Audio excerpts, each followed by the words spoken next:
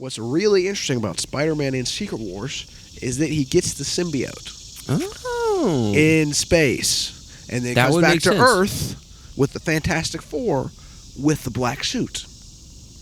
That would be tough. So Spider-Man 5 with Tom Holland could be the black suit arc.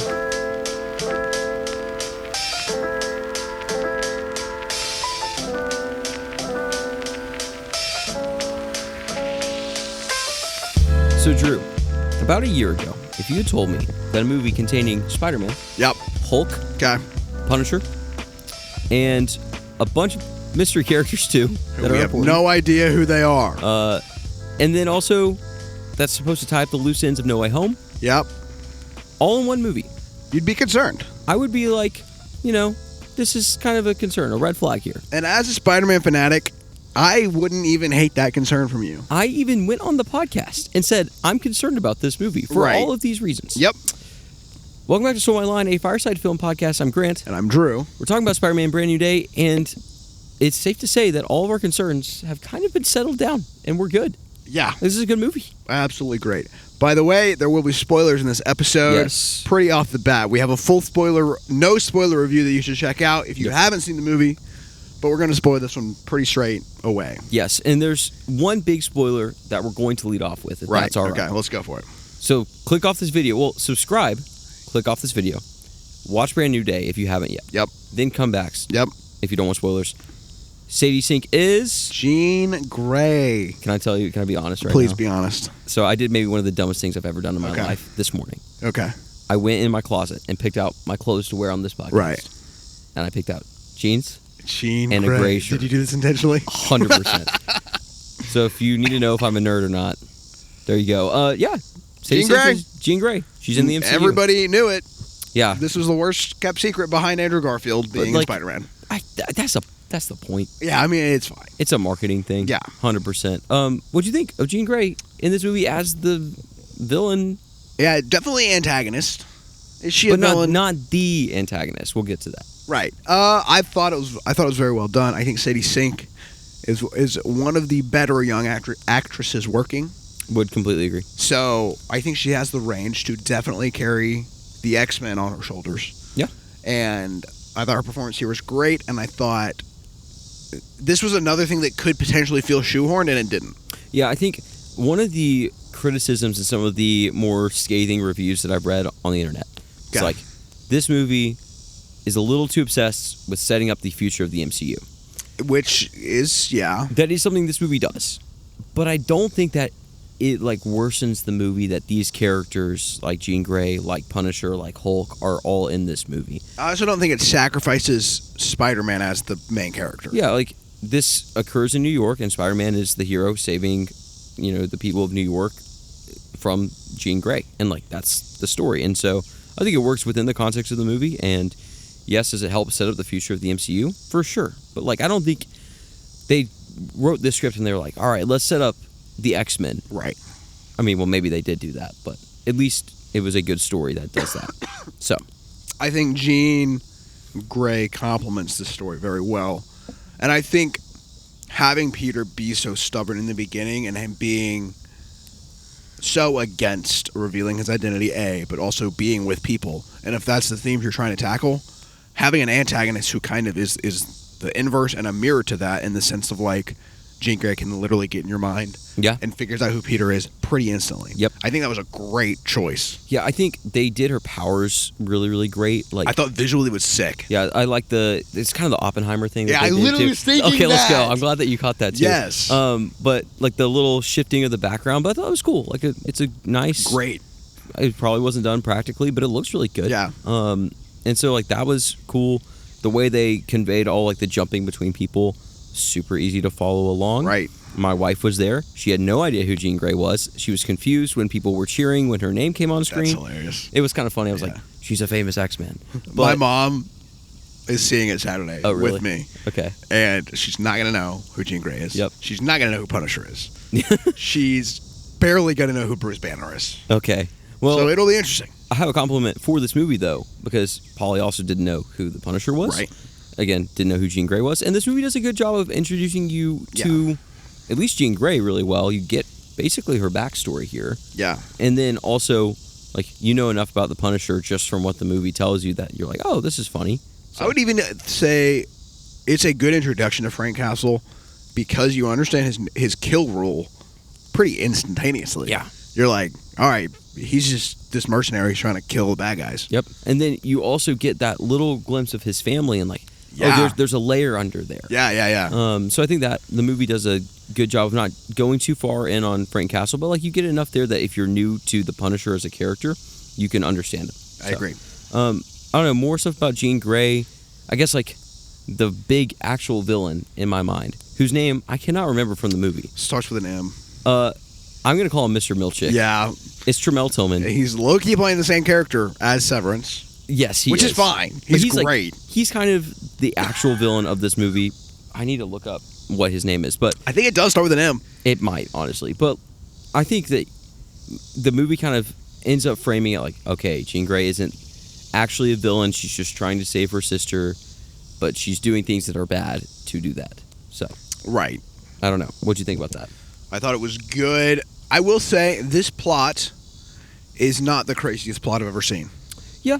There is a level of predictability that if you've seen enough superhero stuff, it's pretty easy to be like, I don't think Tremel Tillman here is the good guy.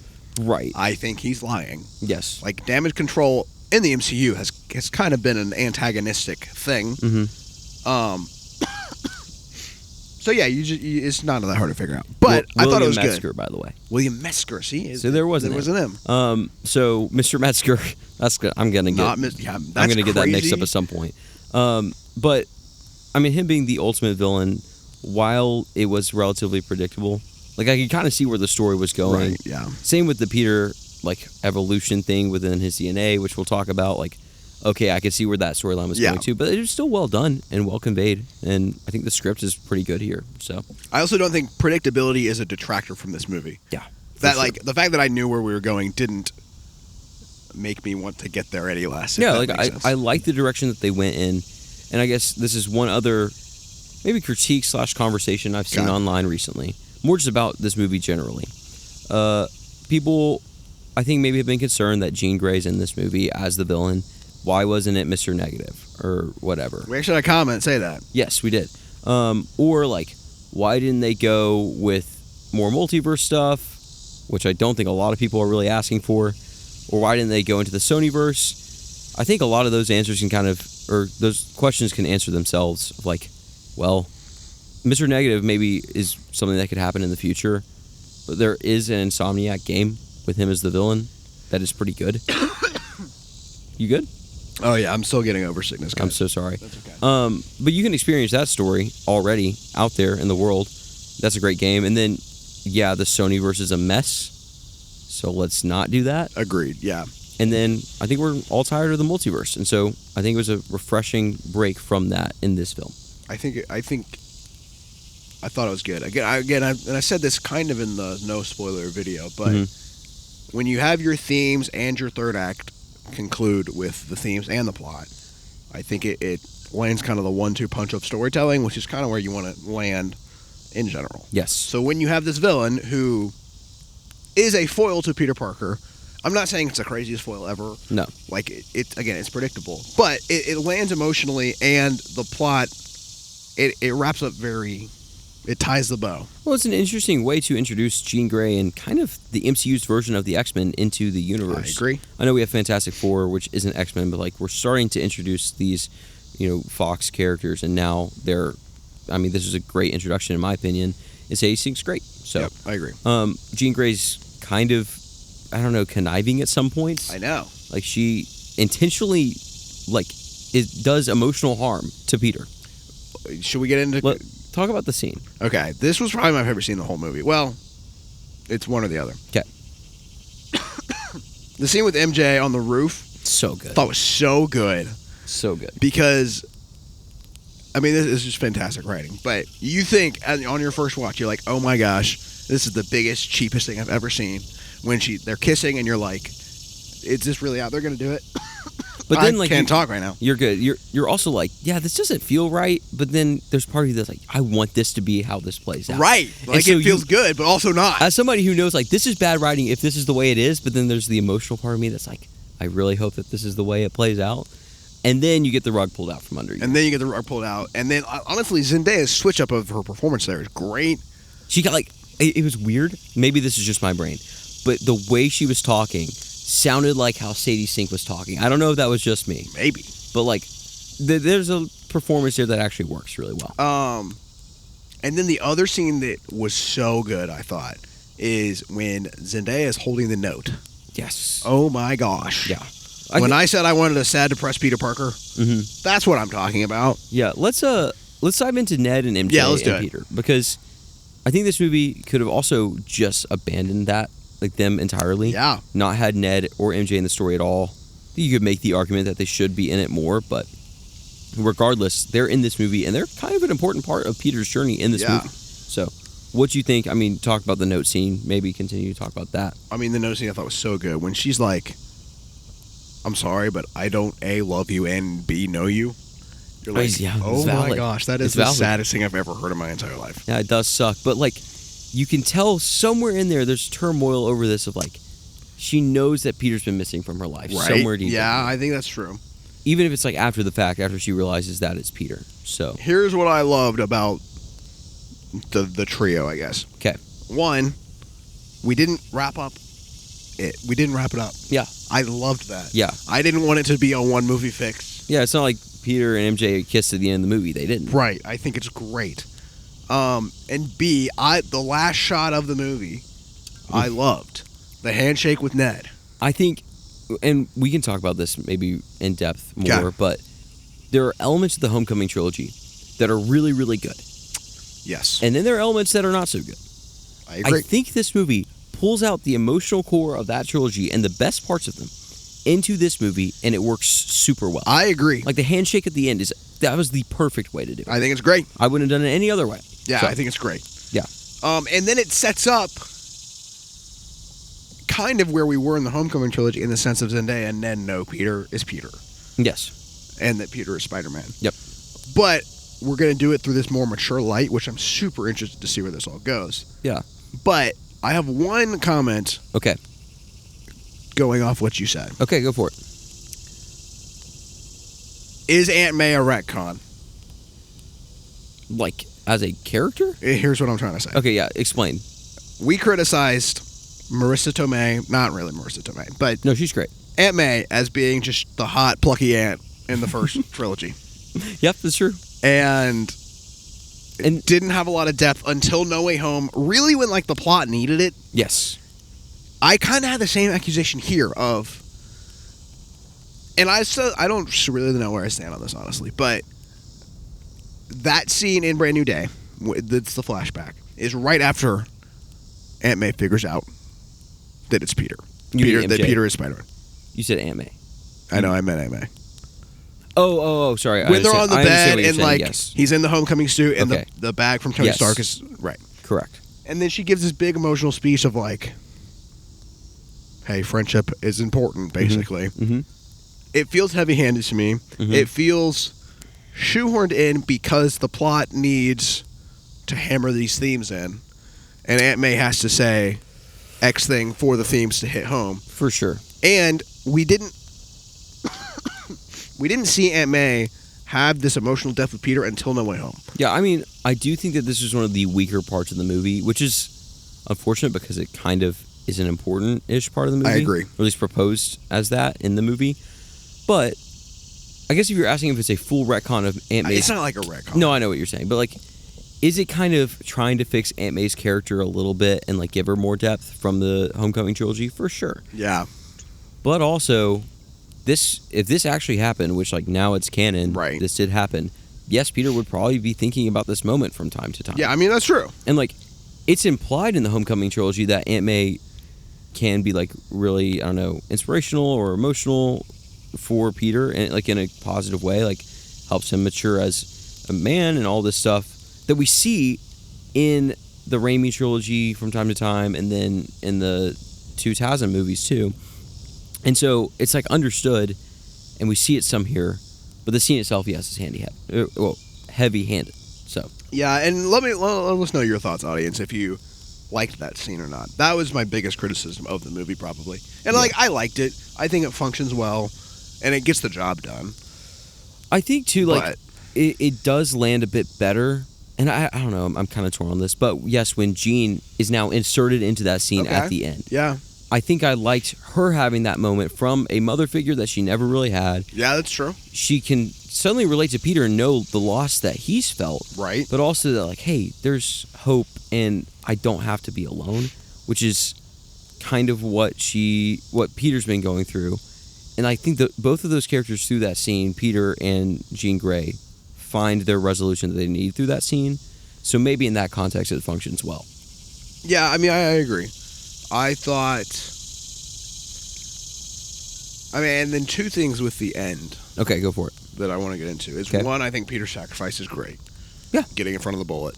Yeah, he would do that. That's a Peter Parker thing he'd do. 100%. 100%. And then I think Jean Grey instantly kind of going back on what she just said in like moments before of like, I don't need anyone, I'm alone, I like being a loner, is she keeps Peter alive. Yes. I think that's great. And it could feel cheap, and maybe it kind of does to some people. I think it makes sense. Okay. Like, she had a change by being in Peter's mind and Right. playing out that scene with Aunt May. She's like, oh crap, I'm doing this wrong.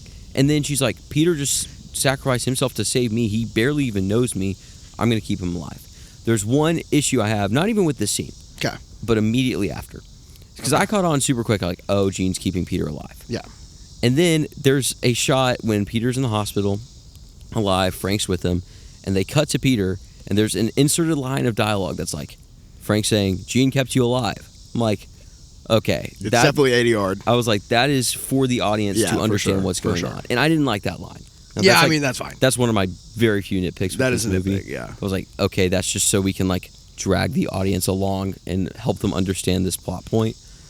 Yeah, I agree. So I maybe wasn't the biggest fan of that, but whatever. But yes, I think it's a good moment from Jean, Yeah, I thought it was great wrapping up her character arc. for sure. I think another thing that I loved is Frank Castle and Peter Parker's chemistry. Yeah, it was. I think it's great. I think it's hilarious. Now, maybe was this a writer's... was this a writer's room decision where, you know, they're like, let's have Punisher and Peter team up? Probably. Yes, probably. But then it's funny when they're teamed up, so I'm not going to complain if it's like... funny and it makes sense. Yeah. I mean, he's a New York hero. Well, vigilante, and so is Peter, so makes sense that they would team up. I don't know. You want to know something that you're not going to appreciate that I'm saying? Oh, no. Well, maybe you are. I don't know. Okay, go for it. We still haven't gotten an answer of why Frank left the prison in Daredevil. No, that's true. He just left, didn't fight Fisk, which doesn't make sense. Also, it's kind of weird that wasn't referenced here, but Whatever. the broader MCU is a mess right now. Yeah, if we... Yeah, gosh, So- for real. Whatever. Yeah, there was martial law in New York, and now we're just like, but Spider-Man's back. I know. It's like there's not. Just gotta completely ignore that part. There's one Fisk poster in the movie that I saw, Oh, I didn't even catch that one. and that's the only reference to Fisk. I mean, I don't know. Anyway, no, I think that within this movie, Frank works. I agree. Yeah, their scenes are hilarious. I mean, I'm trying to remember. There's a few bits of dialogue, but their running bit about like him saving him in Staten Island. Yeah, I think it's great. It's like that was hilarious every time they mentioned it. I think it's so funny. Yeah.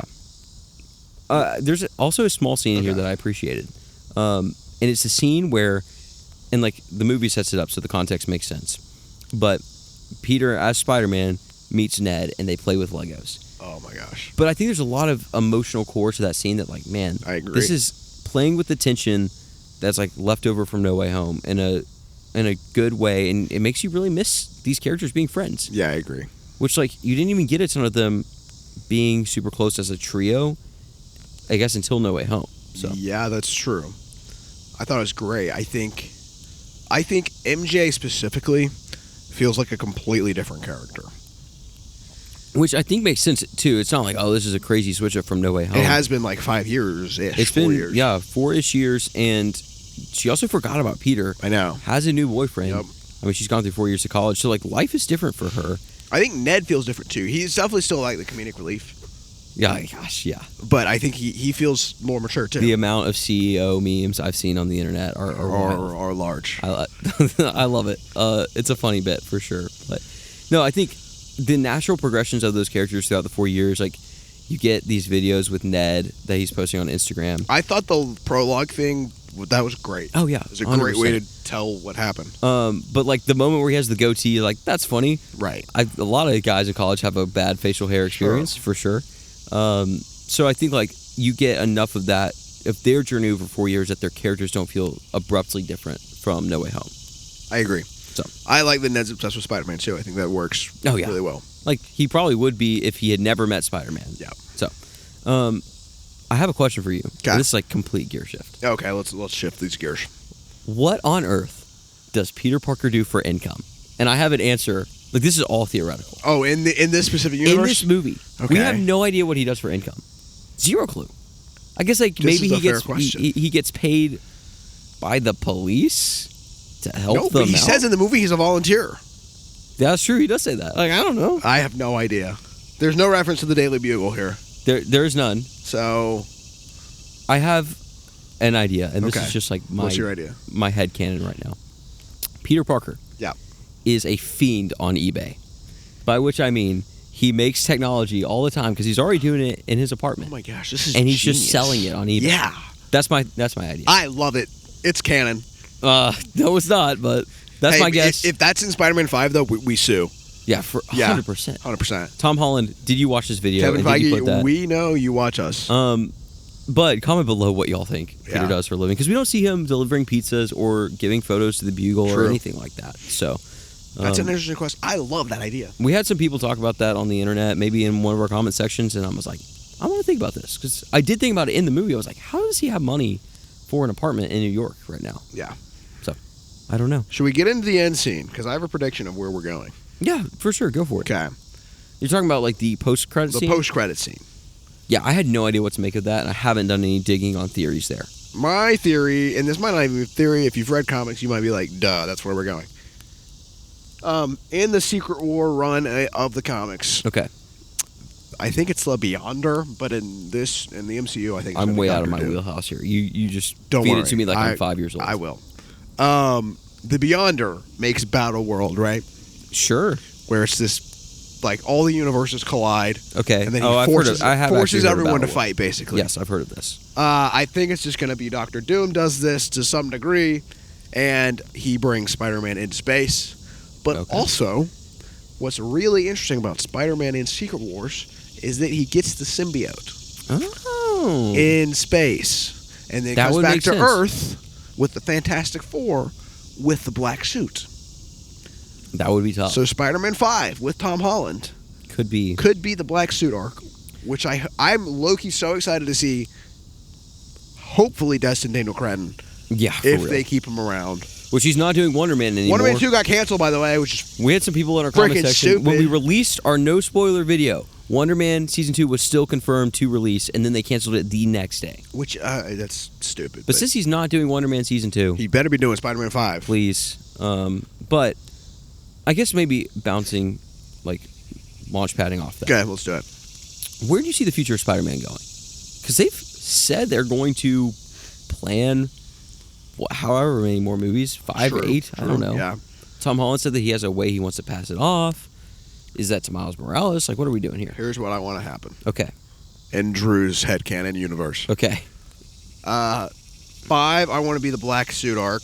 Okay. And I don't even know if we need to do Venom. I don't think we do. We've seen Venom enough times. Here's my one argument. Okay. We've never seen Venom done super well. True, and here's my theory. Okay. We could do black suit arc, have Peter conquer the black suit at the end of the movie, get it off him. Okay. And then the post-credit scene, and we introduce Eddie Brock in this movie as a character, just as a straight-up character. Somebody who doesn't, like, go to God and pray to kill Peter Parker. Right, he is literally just there to introduce him. Yes. And then at the post-credit scene, we see the symbiote and Eddie Brock attach, and then we have a Venom movie. Or we have a Venom show or something. Yeah. And then Spider-Man 6 would be we introduce Miles. And then Spider-Man 7 is Miles, officially. Yeah. I would be game for that. This is what I want from the MCU. And since Tom Holland apparently just peruses the internet and finds what Spider-Man fans want, we want this, Tom. That's what we want. Thanks for watching our video, Tom. Please subscribe. Let us know, audience, if you think that's a good idea. Or what you want from Spider-Man or what for you the want. future. But I think I like that this movie, again, kind of goes, even though it gets into other characters, and we have the Hulk in here, and Punisher, and Jean Grey, this movie also stays relatively New York-centered, ground level. I agree. There's a lot of sequences that feel like the Insomniac games. Yep. So I'm a fan of all that Spider-Man is right now. It feels very comic booky, and that's like the most cliche thing ever, but Yeah, I'm okay with that. I might have said this on the No Spoiler podcast, but this movie balances everything well to where it feels like a comic book, but also there's agency behind all the characters. And like, yes, it makes sense in this situation that Hulk is now Hulk because of what Jean did. Like, the character interactions actually make sense within the movie, and they aren't just like, okay, we're fighting Hulk now because Spider-Man versus Hulk is cool to see on screen, Right. and people will like it. Like, no, yes, that might have been the reasoning to write it, but then it's well written. It is well written. Yep. That's my thoughts there. Should we get into our... Because we've already done our ranking for Stole My Line. Go watch the No Spoiler video Yes. if you are curious.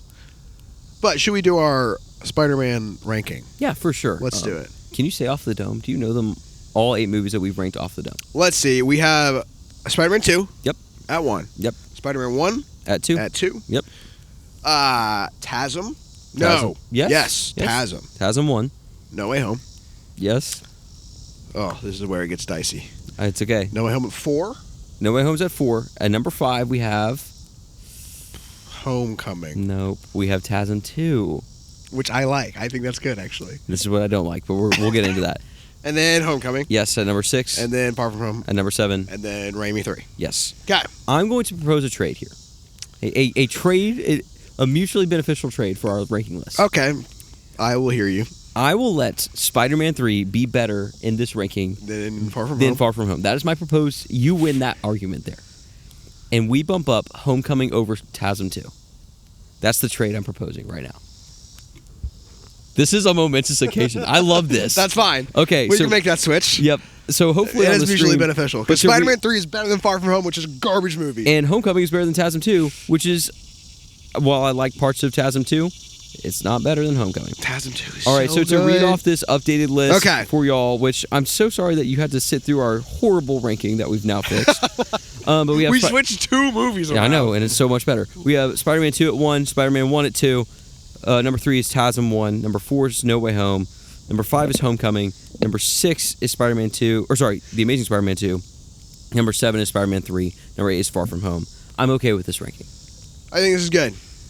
After all of that mental calculus that y'all had to listen to, where we put a Here's brand new day. Brand new day. All right, The moment we've all been waiting for. we'll start from the bottom. It's better than Far From Home. Brand New Day is better than Far From Home. Way Yes, better. Better than Spider-Man 3. It is. Better than TASM 2. Yes. Better than Homecoming. Yes. Better than No Way Home. Yes. Better than TASM 1. Yes. Better than Spider-Man 1. Here's the conversation. I'm okay with it being better than all those other movies, like straight up. Yeah, I I'm think it fine is. with that. I don't think it's better than Spider-Man 1. Give your reasoning, because I think if we're talking like as a movie, it's like quality of film alone, it's probably a bit higher than Spider-Man 1. I agree, but remember we No, have I know, our I know, our I'm making that distinction for new listeners. 65 35. For new listeners, Split that's here. the distinction we're making. We are also waiting. How is it as a Spider-Man movie?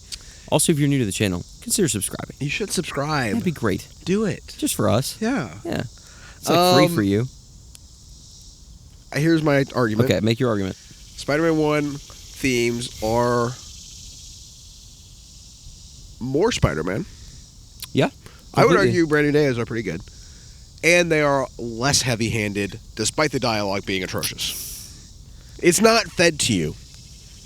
Peter's actions are what nail the themes down at the end, which is him leaving MJ, as opposed to Aunt May's speech. I'm going to critique your argument. Okay, that's fine. You love this movie, and I like this movie a lot.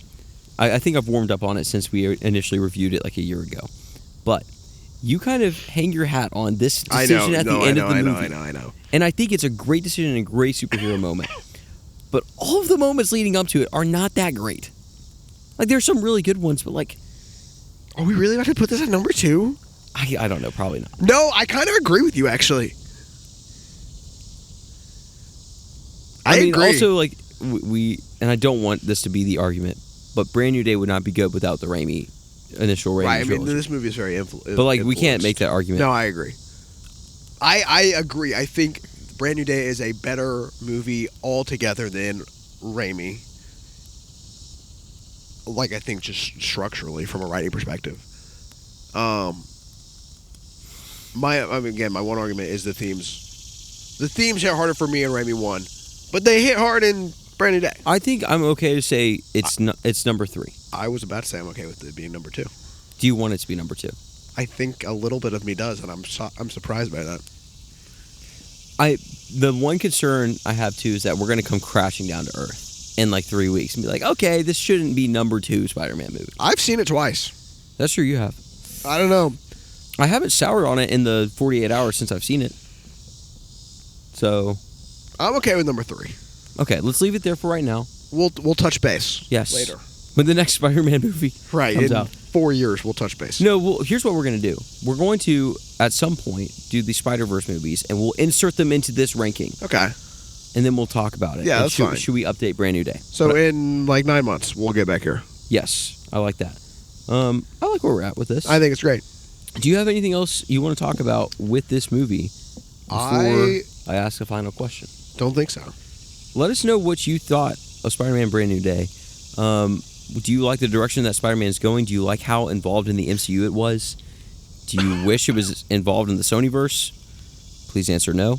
Yeah, please say no. You could say yes, but then... If one person You can comments, get flamed. where was Madam Web? I'm deleting your comment. I'm sorry. Okay, no, but here's my final question for you, Drew. You're at a party. Okay. It is a chill birthday party. You don't know a lot of people. Yep. You've got like 2 mutual friends, but it's a Spider-Man themed birthday party. This is a Spider-Man This is a Spider-Man themed birthday party, and they invited you purely because they know you love They Spider-Man. know I love Spider-Man. Question number 1: Brand New Day's on the TV. Are you conversing? Everybody else is in the living room, Right. talking about Spider-Man, but Brand New Day is on in another room. Are you watching Brand New Day? Or are you talking about Spider-Man? Oh, this is a different spin on the question. I know. I like changing it up every single time. Okay. I will probably talk about Spider-Man over watch Spider-Man. Okay. In general. I think that's great. If it's not a Spider-Man conversation, I'm watching Brand New Day. Okay. I have a follow-up question for you. You are at this party. Yeah. No Spider-Man movies on the TV. Okay. The party is ending, and they're all like, hey, since this is a Spider-Man themed birthday party, let's watch a Spider-Man movie. Drew, our resident Spider-Man and film expert, you pick a movie. Okay. A Spider-Man movie. See, this is harder than most people think. I know. Are you picking Brand New Day, or are you picking another Spider-Man movie, and if so, which is it? I feel like, A, you have to gauge the audience. Yes. Are they ready for Raimi cheese? The answer is probably not. That's a fair point. Like, you got to kind of ease into the Raimi-verse. Yeah, you do. It kind of has to be a scheduled thing where you're like, I'm buckled in for some horrible It's kind of dialogue. like the prequels for Star Wars. Right. It is. The Homecoming trilogy, way more palatable. I think Homecoming would be a great entry point. That or TASM 1. I agree. But, like, these are people who've seen Spider-Man before. This is a Spider-Man party. I might honestly suggest Brand New Day. I like think kind of it's the best of every world? It's the best of all worlds here. Wow. Yeah. I didn't know you'd land on that. I didn't think I would either, but here we are. That's kind of awesome. Yeah, That's kind of, one could say, amazing. Some might say Spectacular. I don't know where I'm going with that. Yeah. Okay. Thanks for listening to our conversation about that. Anything else you want to say about Brand New Day? It's great. If you haven't seen it and you made it this far, well, we spoiled everything, A. So sorry. B, go see it again. Yes. Go see it again. Do it. Why not? Really quick, actually. One other like I had. We didn't really talk about this. There's not like a CGI fight at the end of the movie. Like this was True. like a little bit more of emotional like stuff that like the third act wasn't as much CGI fight. Now there was some, but like I'd say this movie looks pretty good and does some interesting things visually. I think 2 things. One, this moment's very on the nose. I don't care. When he's fighting the Hand and Jean Grey's like, are you Peter Parker or are you Spider-Man? And he says both. Coldest line. So sick. I'm all here for it. That is probably the cheesiest line in the movie. I don't care. But it's a good character moment. It's great, yeah. It's a great character moment. I think, too, like, the scene where Jean Grey's, like, about to kill Mr. Milchick. Metzger, whatever we called him. But when she has like the glass up to his face and all that tension is playing out. Like, I think that is a more impactful third act that I left the movie thinking about that a little bit more than like the CGI fight at the end of Black Panther. So Yeah, I agree. that's my thoughts there. That's the last thought I had. Yep. What do we have coming up next? All right, guys. We are finally done with our Spider-Man marathon. So if you're just now discovering us, we've talked about every live-action Spider-Man movie. Yes, we have. And it's been fun. It's been great. That's where we came up with that ranking that you saw. Yep. We are doing House of the Dragon. Mm-hmm. We have Lanterns in August, which looks pretty good. Does look pretty Pretty good. excited. We have a bunch of artsy movies around the corner. We got Social Reckoning. We have Fjord. I Play Rocky. We have Bourdain. We have a bunch of other stuff that's coming out. I think it's Tony, but yes. Okay, it's Anthony Bourdain movie. Yes. We have Dune, Doomsday, obviously. Mm-hmm. We have what else? There's one more important thing that we haven't talked about at all on this podcast, which we should have talked about. Oh, I don't know what this is. We have Spider-Man hot takes coming up next week. Oh, why didn't we say So we're not that? really done with Spider-Man. No, I know we're we not. should have said that earlier, Yeah, but we should've said we have that. enough hot takes. But if you have a Spider-Man hot take, send it in. We might get to it. Yep. We're going to record some episodes about that potentially coming up next week. So if you like Spider-Man, we're still going to talk about Spider-Man. True. And all things Spider-Man. So hit that subscribe button. Anything else you want to add? I don't think so. Take a break. And with great power comes great responsibility. I almost did it again. Enjoy film.